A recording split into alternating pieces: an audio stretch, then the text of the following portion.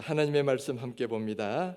요한계시록 2장 12절에서 17절까지 보겠습니다. 버가모 교회의 사자에게 편지하라. 좌우에 날선 검을 가지신 이가 이르시되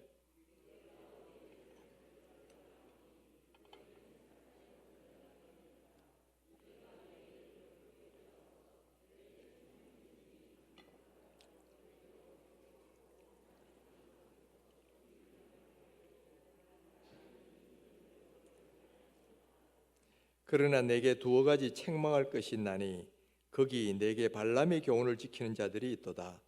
발람이 발락을 가르쳐 이스라엘 자손 앞에 걸림돌을 놓아 우상의 제물을 먹게 하였고 또 행음하게 하였느니라.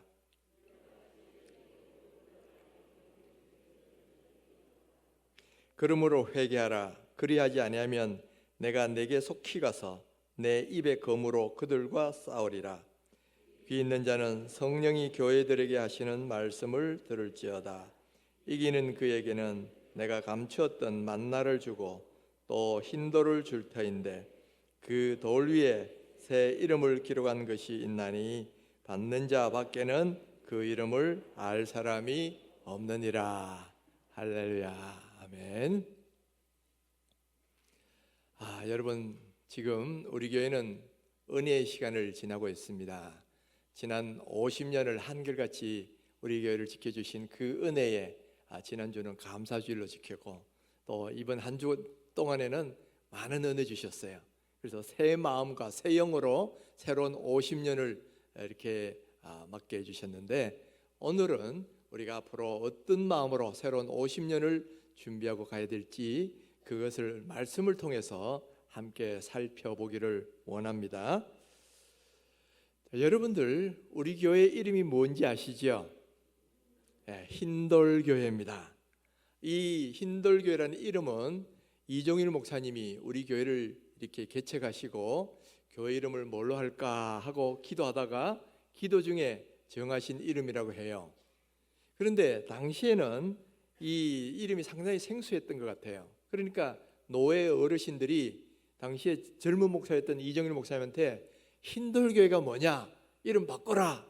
그렇게 이야기하셨다 그래요. 이 당시에는 이 흰돌교회라는 이름을 가진 교회도 별로 없고 대부분은 뭐냐면은 지역 이름으로 이 교회 이름을 많이 했어요. 그래서 무슨 어느 중앙교회, 어느 제일교회 뭐 이러면서 지역 이름을 가지고 교회를 많이 했는데 요즘은 아주 뭐 생소한 이름도 많죠. 함께하는 교회, 푸른 교회, 뭐 꿈이 있는 교회. 요즘은 참 별난 이름도 많지만은 옛날에는 흰돌교회라는 이름으로도 상당히 생소했던 것 같아요. 그리고 실제로 이 흰돌교회라는 이름을 가진 교회도 거의 없었고요. 그러니까 이제 이름을 바꾸라 그랬는데 그래도 이정일 목사님은 내가 기도 가운데 결정했다. 그래서 그 이름을 계속 고수하셨어요. 그런데 그 뒤에 보니까 이 이름이 너무 좋았던지 이 이름을 따라서 짓는 교회들이 많은 거예요. 요즘 여러분 인터넷 들어가 흰돌교회를 한번 쳐보시면요, 우리나라 각 지역마다 흰돌교회가 있어. 뭐 수원 흰돌교회, 울산 흰돌교회, 익산 흰돌교회, 청주 흰돌교회 뭐 그러면서 각 지역마다 있고요. 서울에도 보면 여러 군데 흰돌교회가 많이 있어요. 또 뿐만 아니라 기도원 이름도 흰돌산 기도원. 또 이 흰돌을 한문으로 하면 뭡니까? 백석이에요. 흰백자 돌석자 써가지고 백석인데 백석대학교도 있고요, 백석이라는 기독교 교단도 있어요. 그러니까 흰돌이라는 이름이 많이 쓰이고 있죠. 그런데 그 모든 흰돌의 원조가 우리 흰돌교회인 줄 믿으시기 바랍니다. 자, 이렇게 흰돌이라는 이름이 우리 교회가 처음 시작하면서 이렇게 처음인지는 모르겠지만 어쨌든 초기에 시작하면서 다른 데도 많이 퍼져가게 됐는데 왜 이렇게 그럼 흰돌교회 이름 인기가 있었을까? 그러면 흰돌교의 의미는, 흰돌의 의미는 뭐고 그것은 어디서 나온 것인가? 여러분 그거 아시는 분 계세요?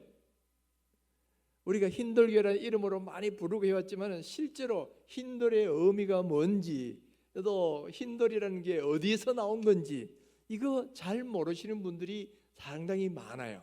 그래서 오늘 저는 흰돌교회 50주년을 맞아서 우리 흰돌이라는 말의 의미가 무엇인지, 또 이것이 어디서 나왔는지를 살펴보면서 향후 우리가 어떻게 신앙생활을 해야 되는지를 함께 나누고자 합니다.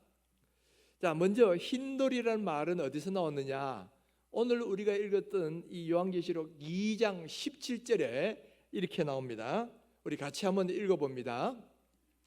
귀 있는 자는 성령이 교회들에게 하시는 말씀을 들을지어다.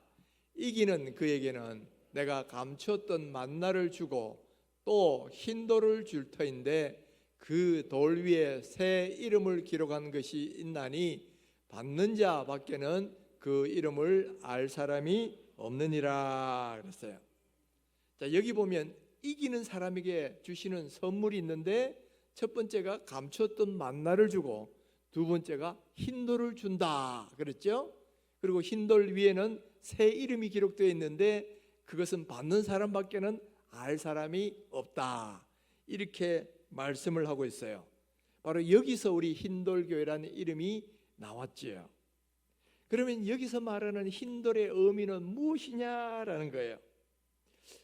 우리가 이 흰돌의 의미를 살펴보려면 그 앞의 내용부터 쭉 한번 살펴볼 필요가 있어요. 요한계시록 2장과 3장에는 소아시아 7교회에 주시는 하나님의 메시지가 기록되어 있습니다. 에베소, 서머나, 또 버가모, 두아디라, 사대, 빌라델피아, 라오디게아, 자, 이 7교회를 소아시아 7교회라고 하는데 거기 각 교회에 주시는 하나님의 말씀이에요. 근데 이 7교회에 주시는 말씀을 보면 그 내용은 좀 다르지만 패턴은 비슷합니다. 제일 먼저는 무슨 교회 사자에게 편지하라, 이런 말로 시작을 해요. 그리고 그 편지 쓰시는 분이 어떤 분인지를 말하면서 그분이 이르시되 하고 말씀을 시작합니다. 그러면서 각 교회마다 잘한 것은 칭찬해 주시고 또 책망할 것에 대해서는 지적해 주시고 이제 그렇게 말씀을 합니다. 그리고 마지막에 가서는 성령이 교회들에게 하시는 말씀을 들을지라, 그렇게 말씀하시고는 이기는 자에게는 내가 이런 것을 주겠다 하는 약속으로 바로 이 7교회에 주시는 말씀이 구성이 되어 있어요. 그런데 이 소아시아 7교회는 사도 요한이 살았던 당시에 소아시아 지역에 세워졌던 교회입니다. 그러면서 동시에 오고 오는 모든 세대에 나타날 교회들의 모형으로 주신 거예요. 그래서 이것은 당시 7교회에만 주신 말씀이 아니고 오늘 현대에 있는 교회들에게도 동일하게 주시는 말씀이다라는 거예요. 그래서 오늘 우리가 이 우리 교회에 주시는 말씀으로 받아야 되는데, 특별히 오늘 본문에 나오는 흰돌에 대한 약속은 어느 교회에 주신 말씀이냐면은 버가모 교회에 주셨던 말씀이에요. 자, 그러면 버가모 교회는 어떤 교회였느냐 하면 우리가 지도를 좀 보시면 좋겠어요. 소아시아 7교회가 저기에 쭉 주로 서부 지역에 몰려 있죠. 몰려 있는데 우리가 한 10여 년 전에 성지여행 가서 여기 교회를 한번 답사를 해본 적이 있었습니다. 그 중에 버가모 지역은 저 중에서 제일 북쪽에 있는 도시예요. 근데 이 도시는 아주 역사적으로 유서가 깊은 도시고 또 소아시아 지방에서도 꽤 큰 도시예요. 그러다 보니까 이 버가모에는 자랑거리가 몇 가지 있어요. 특징이 몇 가지가 있는데, 첫 번째는 도서관이 아주 큰 게 있었다는 거예요. 이 당시 로마 제국 상하에서는 두 번째 큰 도서관이었다는 거예요. 제일 큰 도서관은 어디 있었냐면 이집트 알렉산드리아에 있는 도서관이에요. 거기는 무려 50만 권의 도서가 소장되어 있었습니다. 그리고 그 다음 두 번째 큰 도시가 어디냐면은 버가모에 있는 도서관인데 여기는 20만 권이 소장되어 있었어요. 근데 세 번째가 어디냐면 에베소에 있는 셀수스 도서관인데 여기에는 2만 권이야. 그러니까 2만 권이 3이니까 20만 권은 얼마나 큰 도서관인지 짐작이 되겠죠. 또 뿐만 아니라 이 버가모는 양피지 위에 글을 쓰는 그 양피지를 최초로 발명한 도시이기도 하다 그래요. 그 전까지는 파피루스 같은 이 나무 잎에다가 쓰기도 하고 그랬는데 종이가 없었기 때문에. 근데 이제 여기 버가모에서는 최초로 이 동물의 가죽을 이렇게 다듬어 가지고 그 위에다 글을 써서 이제 이 책으로 썼다는 거죠. 바로 그것을 최초로 만든 도시이기도 했다는 거예요. 또 뿐만 아니라 이 도시는 의학 수준이 아주 발달한 도시예요. 그리고 여기는 이 의료의 신이라고 하는 헬라의 아스클로피오스라는 신이 있어요. 그 신을 모신 신전도 있고 그 신전이 병원처럼 활용이 됐습니다. 뿐만 아니라 의학의 아버지라고 불리는 히포크라테스가 활동했던 도시가 바로 이 버가모예요. 거기다가 여기는 얼마나 의료 수준이 발달했는지 특별히 전인 치료가 발달했어요. 그래서 약물 치료만 하는 게 아니고 약물 치료도 있고 또 다음에 정신 건강을 위해서 연극 공연을 통해서 정신을 치료하는 거야. 그런 원형극장도 있고 또 그다음에 심리적으로 자신감을 불어넣기 위한 터널 이런 것도 만들어졌었고요. 또 지능 목욕, 마사지 뭐 이런 것도 마련되어 있었고 또 특히 도서관의 독서를 통한 치료 이걸 하기 위해서 이 도서관에 그런 프로그램, 치료 프로그램도 있었다는 거예요. 그러니까 얼마나 이 의료 수준이 발달해 있는 걸 알 수 있죠. 그 다음에 여기서 또 유명한 것이 하나 있는데 뭐냐면은 바로 신전들이 많이 있었다는 거예요. 이 버가모에는 제우스 신전, 아테네 신전, 디오니소스 신전, 그리고 의료의 신인 아스클로피오스라는 신전, 뭐 이런 신전들이 많이 있었어요. 거기다가 로마 황제를 신으로 모시는 로마 황제 신전까지 있었으니까 가히 신전의 도시였다, 그렇게도 말을 할 수 있어요. 그래서 우리가 14절에 보면 이곳이 바로 13절에 보면 사탄의 권자가 있는 곳이다 이렇게 말씀하고 있는데 이것은 그만큼 사탄 우상 숭배가 많은 신전들이 많은 그런 도시였다는 것을 말씀하고 있는 거죠. 이렇게 신전들이 많이 있다 보니까 예수를 믿는 교회에 대한 핍박도 더 많겠죠. 그러니까 많은 핍박이 가해지는데 그중에 특히 안디바라는 이 버가모 교회의 지도자가 나중에 핍박을 받아가 순교하는 일도 있었다는 거예요. 이 전승에 따르면 안디바는 버가모 교회의 감독이었는데 이 황제 숭배를 거부하다가 이렇게 순교를 합니다. 그때 형벌 방식이 뭐냐면은 노스로 만든 황소상인데 거기에 불을 떼가지고 벌겋게 데워요. 그리고 그 위에다 사람을 앉히는 겁니다. 그래서 사람을 죽이는 그런 형벌인데 바로 그런 것으로 순교를 했다는 거예요. 그러니까 얼마나 정말 그 탄압 가운데서도 믿음을 잘 지켰다는 것을 볼 수 있죠. 바로 그런 점에서는 하나님께서 버가모 교회를 칭찬을 하셔요. 그런데 문제는 버가모 교회도 책망할 것이 있었다는 거예요. 그것이 뭐냐면은 발람의 교훈을 지키는 자들이 있도다, 그렇게 말합니다. 발람의 교훈. 이 발람이라는 사람이 어떤 사람이냐면 구약 시대 모세 시대에 살았던 선지자예요. 이방의 선지자인데 이 이스라엘 백성이 가나안 땅으로 들어가기 위해서 모압 땅을 지나가려고 그러는 거야. 그러니까 모압의 왕이 발락이라는 사람인데 이 이스라엘 백성을, 신의 백성인 이스라엘 백성들을 이렇게 물리치려면 역시 어떤 신적 권위를 가진 선지자를 불러서 저주해야 되겠다. 그래서 돈을 재물을 많이 들여가지고 초청해온 선지자인 거예요. 그런데 이 사람이 이스라엘을 저주하라 그러니까 이 사람이 선지자인데 그 하나님이 그걸 허락하시지를 않으니까 이제는 오히려 축복을 합니다. 이스라엘 민족을 축복해요.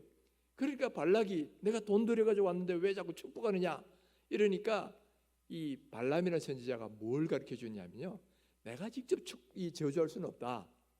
근데 하나님이 그 사람들을 저주할 수 있게 하는 방법을 내가 알고 있는데 그걸 가르쳐 주겠다는 거예요. 그 방법이 뭐냐? 모압의 여인들을 하여금 이스라엘 남자들 초청하라는 거야. 그래가 그들하고 행음하게 하고 그러면서 이 모압의 우상들에게 절을 하고 제물을 함께 먹도록 만들으라는 거예요. 그러면 하나님이 진노하셔가 그들에게 뭔가 저주를 내리실 것이다. 그런 꾀를 내가지고 가르쳐 준 거예요. 그랬더니만 실제로 많은 이스라엘 백성들이 그 꾀에 빠져가지고 그 모압 여인들하고 음행을 하고 그리고 우상을 절하고 거기다가 함께 음식을 먹는 그런 일이 벌어진 거예요. 그런데 하나님이 진노하셔가지고 연병을 내리셔가지고 수만 명을 죽게 하셨어요. 그러니까 여기에 대해서 하나님이 진노하셔서 나중에 모세가 이 발람이라는 선지자를 칼로 죽여버립니다. 바로 그런 일이 수천 년 전에 있었는데, 수천 년이 지나서 바로 그와 같은 발람의 교훈을 가리키는 거짓 선지자들이 이 버가모 교회에 있었다는 거예요. 이들은 우상 숭배를 해도 괜찮다, 우상의 제물을 먹어도 좋다, 그러면서 음행하는 것도 뭐 괜찮다 그러는 거예요. 그 사람들이 누구냐면 14절에 보니까 니골라당의 교훈을 따른 무리다, 이렇게 말하고 있어요. 이것을 봐서는 니골라당이라는 이 이단이 있었는데, 아마 영지주의자들인지 아니면 예수 믿고 구원받으면 어떻게 살아도 되게 괜찮다고 하는 뭐 도덕 폐기론자였든지, 하여튼 우상도 해도 괜찮고 음행을 해도 괜찮고 그런 식으로 가리켰던 것 같아요. 그러니까 하나님이 이걸 미워하시고 진노하시는 거예요. 그러면서 하시는 말씀이 엄중하게 책망합니다. 그러므로 회개하라. 그리하지 않으면 내가 내게 속히 가서 내 입의 검으로 그들과 싸우리라. 이렇게 책망하고 있는 것을 볼 수가 있죠.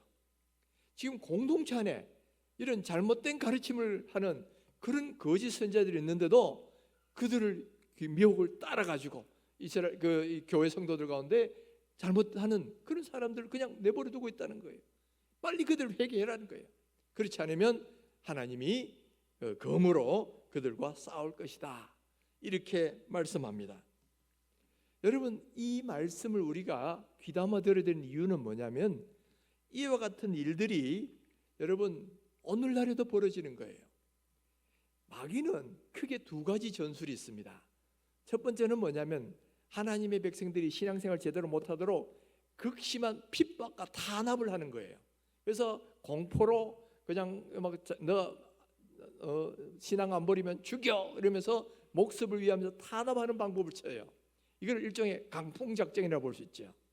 그다음에 두 번째 마귀의 전략은 뭐냐면 유혹 작전입니다. 달콤한 걸 내놓고 이렇게 하면 얼마나 좋니 이러면서 살살살살 유혹을 해요. 뭐 이건 일종의 햇볕 작전이라고 말하죠. 스스로가 벗게 만드는 거예요. 근데 이 당시에도 한편으로는 예수 믿으면 죽인다 그러면서 아주 극심한 탄압과 더불어 그 다음에는 이거 음행해도 괜찮아, 이게 음행이 아니고 이 괜찮은 거야, 이런 식으로 미혹을 한 거예요. 근데 이 버가모 교회는 강풍 작전에 대해서는 승리를 했는데 탄압은 견뎠어요. 근데 유혹하는 것은 그거를 이기지 못하고 넘어갔다 이 말이야.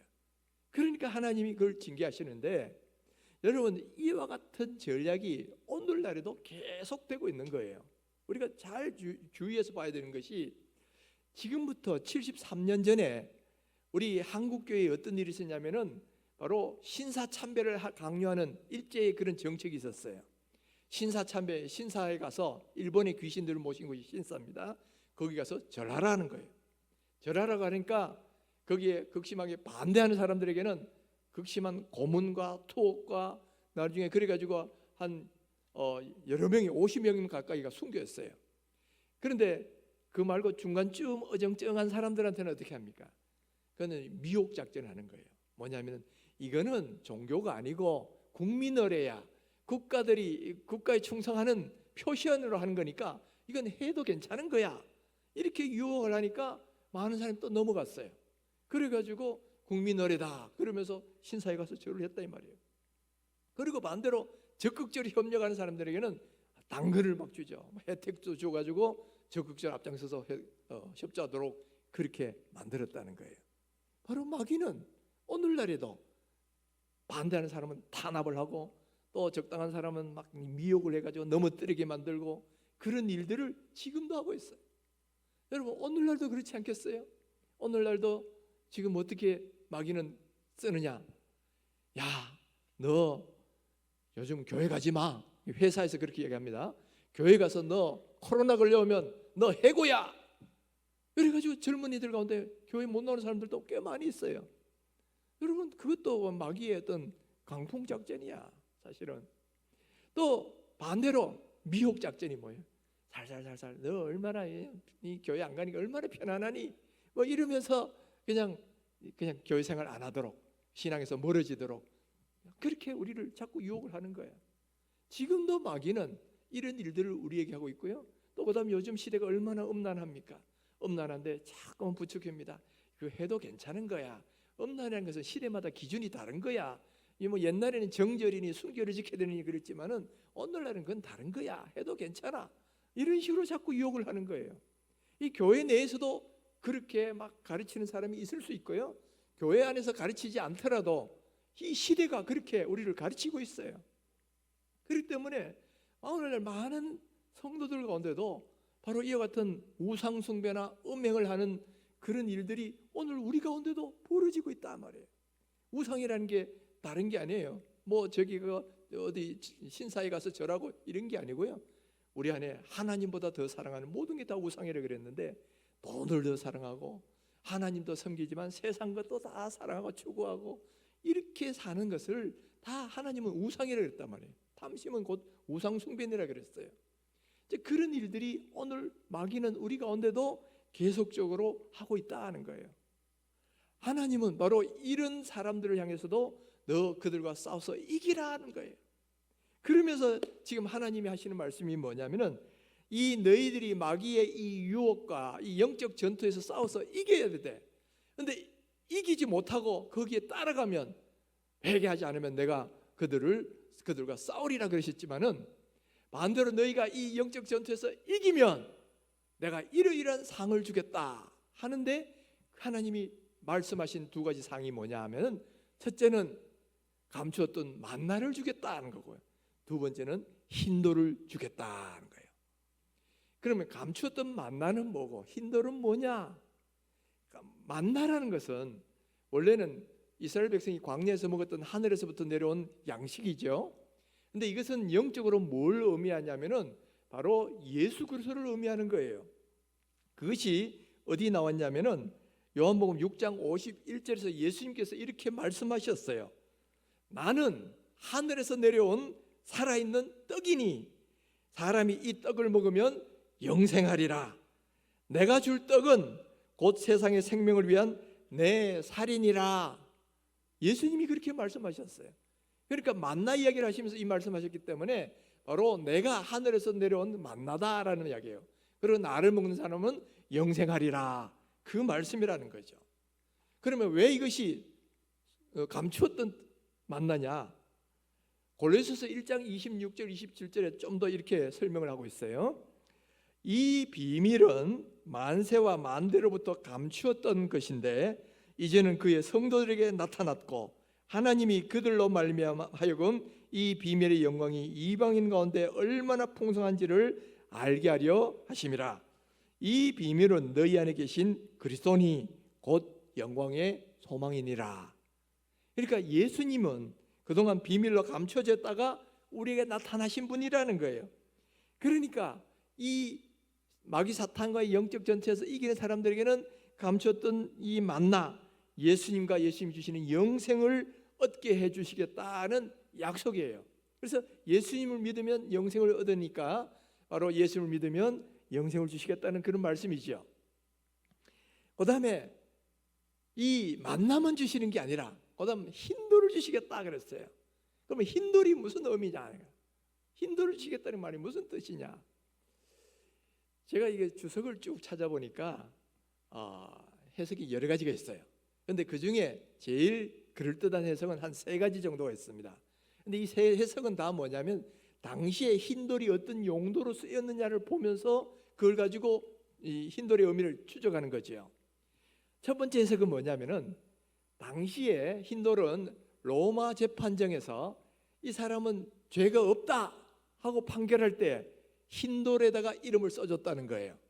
그러니까 이 재판정에서 무죄를 이야기할 때 흰돌에다가 이름을 써주면 이 사람은 곧 무죄, 깨끗한 사람 이렇게 된다는 겁니다. 그러니까 흰돌은 뭐냐? 무죄와 또 어떤 생명의 어떤 상징이 되는 거죠. 그러니까 이런 것으로 우리가 비춰보면 흰돌을 주겠다는 것은 뭐냐? 예수 그리스도의 피로 말미암아 죄 사함 받고 의롭다함을 받았다는 증표다라는 거예요. 그러니까 흰돌을 준다는 것은 이 사람은 예수 피로 의롭게 된 사람이고 깨끗한 사람이다라는 것을 말해준다는 거죠. 그다음에 두 번째 해석이 뭐가 있냐면은 당시 흰돌이 또 어떻게 쓰였냐면은 어떤 사람을 초청할 때 썼다는 거예요. 그래서 어떤 사람을 어떤 잔치에 초청할 때 거기에 일시와 장소를 흰돌이에 써서 그 사람한테 주면 이 흰돌을 가지고 온 사람은 그 잔치에 들어갈 수 있다는 거죠. 그러니까 이렇게 해석하려면 어떻게 되냐? 이 흰돌을 주겠다는 것은 곧 천국에 들어갈 수 있는 이 구원의 표시라는 거예요. 이게 초청장이라는 거예요. 천국 초청장. 그래서 흰돌을 주겠다는 것은 곧 천국에 들어갈 수 있는 이 자격증, 티켓을 준 것 같다, 이렇게 보는 거예요. 근데 여러분, 이 두 가지 해석을 보면 사실 같은 거죠. 왜냐하면 어떤 사람이 천국 들어가냐? 예수의 피로 죄사함 받고 어렵다 하시면 받은 사람만이 천국 들어가니까 두 것은 사실 같은 거예요. 보면 이것이 예수의 피로 죄사함 받고 어렵다함을 받았다는 증표가 되면 그것이 곧 그 자체로 구원함을 받는 천국의 표시가 되니까 같은 거라고 볼 수 있어요. 그런데 세 번째 해석이 또 있어요. 이 세 번째 해석은 뭐냐 하면은 당시에 흰돌이 어떤 데 또 쓰였느냐, 어떤 운동 경기를 해가지고 승리하고 우승한 사람, 그 사람에게 그 사람의 이름을 써서 흰돌을 딱 줬다는 거예요. 그러면 이 흰돌은 그 사람에게 어떤 의미냐면은 우승자, 그러니까 상급과 면류관 같은 그런 의미가 있다는 거예요. 바로 이런 식으로 해석을 하면 흰돌은 어떤 의미냐, 영광스럽게 이 마귀와의 싸움에서 승리하고 또 주님의 일을 마친 사람에게 주시는 영광스러운 면류관과 상급이라는 거죠. 그러니까 이 모든 해석을 다 정리하면 흰돌은 우리에게 구원을 주시는 구원의 표시든지 아니면 천국에서의 상급과 면류관의 표시든지 둘 중에 하나라는 이야기죠. 근데 사실은 우리가 어느 것인지 몰라도 적어도 구원의 표시이거나 상급의 표시라는 건 틀림없는 거예요. 근데 둘 중에 굳이 어느 것이라고 해야 한다면 저는 조금 후자가 아닐까라는, 저 개인적으로는 그렇게 생각을 합니다. 왜냐하면 앞에서 감췄던 만나가 구원의 표시라 그러면, 영생을 주시는 거라 그러면 흰돌은 그거보다는 영생을 넘어서 어떤 상급의 의미까지 들어가 있는 것이 아닐까, 제 개인적으로는 그렇게 해석을 해요. 그래서 우리가 이 마귀가 우리를 유혹하거나 핍박하거나 막 이런, 지금도 막 그런 일을 하고 있는데, 이 마귀의 영적 투쟁에서 이기고 믿음을 지키고 또 우리에게 주신 사명을 감당하면 구원을 주실 뿐만 아니라 하늘나라에서 영원한 상급을 받아 쓰는 그런 의미로 이기는 자에게는 흰돌을 줄 것이다, 그렇게 말씀하고 있다는 거예요. 그러니까 여러분, 이 이기는 자라는 것은 우리 모든 성도들에 대한 이야기야. 이거를 지금 잘못 해석하는 이단이 있는데 바로 신천지라는 이단이에요. 신천지에서는 이 이기는 자를 누구로 해석하냐면 이만희 교주로 해석을 합니다. 그래서 이만희 교주는 뭐 누구하고 싸웠는지 언제 이겼는지 그건 말도 안 하고요, 그냥 이기는 자다 그렇게 말하고, 이 이기는 자를 보는 것은 곧 재림 예수를 보는 것 같다 해가지고 이만희 교주를 시키는 거예요. 근데 이런 이단이 신천지만 있느냐? 그게 아니에요. 이미 다 앞에 먼저 온 사람들이 있는 거야. 전도관의 박태선도 내가 이기는 자다 그랬고요, 또 영생교회 교주였던 조희성이라는 사람도 내가 이기는 자다 그렇게 이야기했고요, 또 그 다음에 무슨 에덴성의 뭐 이영순가 하는 사람도 그 비슷한 이야기를 했어요. 그러니까 자기가 이기는 자다 해가지고 내가 재림 예수다 이렇게 지금 말하려고 하는 건데, 여러분 성경 문맥을 보면 특정한 개인을 가리킨 게 아닙니다. 바로 이 당시에 이 박해를 받고 있고 또 어렵게 신앙생활하고 있는 사람들에게 너희들 그것을 이기면 이런 이기는 자에게는 이런 것을 주겠다 그렇게 말씀하시고 있는 거니까, 여기서 이기는 자는 우리 모든 성도를 가리키는 거야. 오늘 우리가에게도 자, 너희들 이런 핍박도 있고 유혹도 있을 텐데 이 모든 것과 싸워서 이겨라는 거예요. 그렇게 이기면 너희들에게 흰돌도 주고 감췄던 만나도 주고 생명의 면류관도 주고 또 여러 가지 많은 걸 주겠다는 거예요. 여러분, 정말 이 흰돌이 얼마나 영광스러운 것인지 아시겠죠? 바로 이 영적 전투에서 이겨서 믿음을 지킨 사람들에게 주시는 어떤 구원의 표시이자 면류관이다 하는 거예요. 그래서 우리는 이것을 받으려고 노력을 해야 된다는 거예요. 근데 이 흰돌 위에는 새 이름이 적혀 있는데 이 돌을 받는 사람 외에는 알 사람이 없다, 이렇게 말했어요. 그러면 이 흰돌에 기록된 새 이름은 누구 이름일까? 이게 또 신학자들마다 해석이 있어요. 크게 보면 두 가지가 있습니다. 이건 예수님의 이름이다, 이렇게 해석하는 분도 있고요, 이거는 그 받는 사람의 이름이다, 이렇게 해석하는 분들도 있어요. 만약에 구원의 표시라 그러면 아마 예수님의 이름일 가능성이 높겠죠. 예수님의 이름이 기록된 이 돌을 받는 사람은 구원받는 사람이다, 이렇게 해석할 여지가 있는데, 만약에 그게 아니고 이 상급이고 면류관이라 그러면 그 받는 사람의 이름이 기록됐다고 보는 게 조금 더 자연스러운 것일 거예요. 그 옛날에 올림픽이나 이런 데 받았을 때도 그 사람 이름을 써서 그 흰돌을 줬기 때문에, 그래서 만약에 상급이나 면류관이라면 그 사람의 이름이 기록되어 있을 것이고, 아니면 또 구원이라 그러면 예수님의 이름이 기록되어 있을 수도 있어요. 그 뭐 각각 근거들이 나름대로는 있습니다.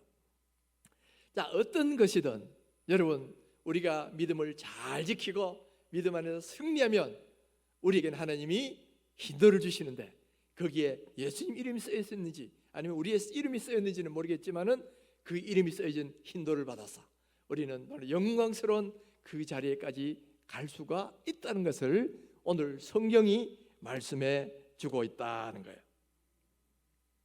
자, 그렇다면 그다음 참 중요한 질문이 있어요. 사랑하는 우리 흰돌교회 성도 여러분, 여러분은 이 흰돌을 받을 수가 있겠습니까?